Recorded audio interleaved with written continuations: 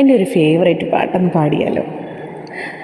சில காலமாய் நானும் சிறை வாழ்கிறேன், உன்னை பார்த்ததால் தானே உயிர் வாழ்கிறேன், தூக்கம் விழிக்கிறேன், பூக்கள் வளர்க்கிறேன். சில பூக்கள் தானே மலர்கின்றது,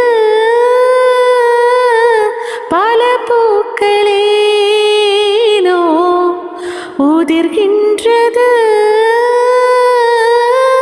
பதில் என்ன கூறு, நீயும் நானும் வேறு, ஏதேதோ எண்ணம் வளர்த்தி